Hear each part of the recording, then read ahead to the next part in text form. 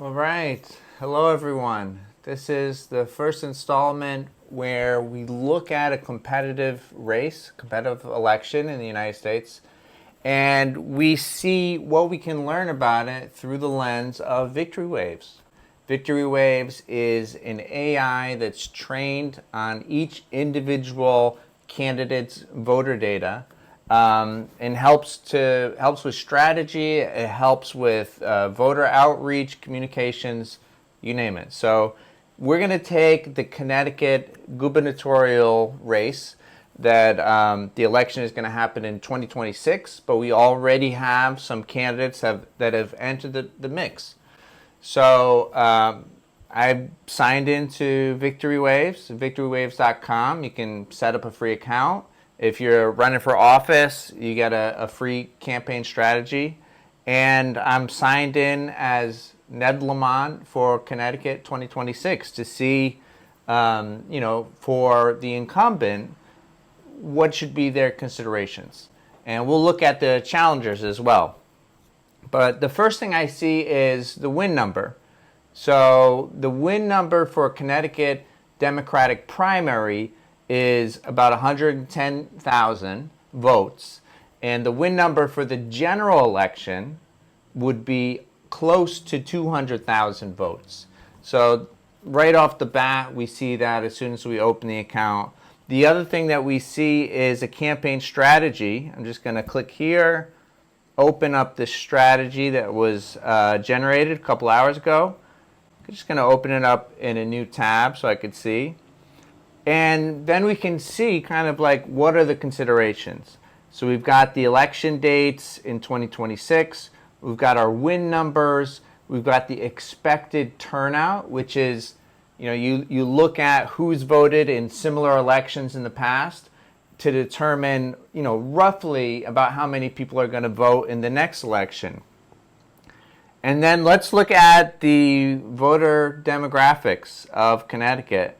But in particular for the primary, what we call the prime Democrats. So these are registered Democrats, very likely to vote because they voted in similar elections.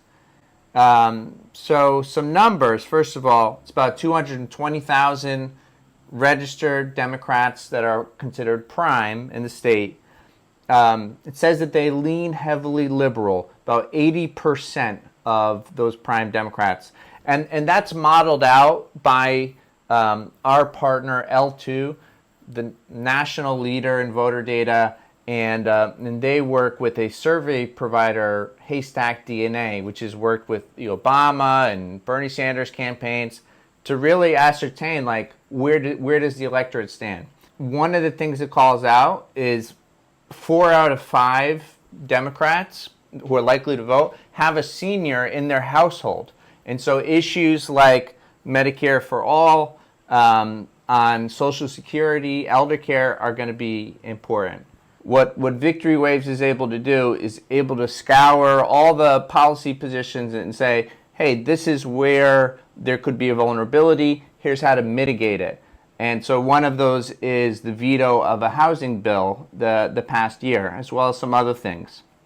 So that's what we see for the Ned for CT account. Now let's take a look at one of the potential primary challengers of Josh Elliott. So no surprise, the win numbers are going to be exactly the same because they're both Democrats vying for the nomination and then the general election. But let's go see the campaign strategy for Josh and see how it's different. So I'm opening up Josh's strategy. This, again, was generated by our AI trained on the Connecticut voter data. So a lot of stuff up front is going to be the same, but it calls out from the very beginning the strategy, which is mobilizing the progressive base. One of the data figures we have is how many voters are supportive of political leaders like Bernie Sanders or Alexandria Ocasio-Cortez. And it's actually a very high amount. So that's one of the things that it recommends, as well as to contrast from the incumbent.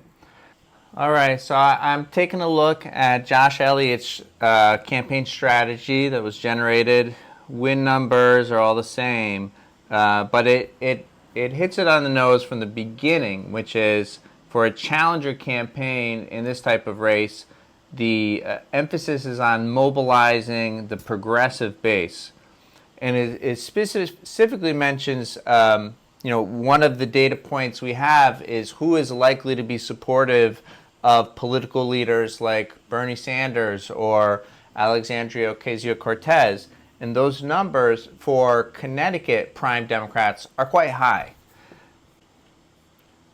A couple of other things that we see in the report for Josh is a note about family composition, that about 1 in 4 prime Democrats has a school-age kid in the household, and so there may be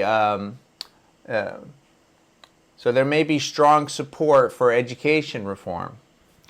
And just to show you what you can do with victory waves, we can go into I'm just going to go into Josh's victory waves and just see if we can look at that group of voters that wants education reform, that wants more school funding.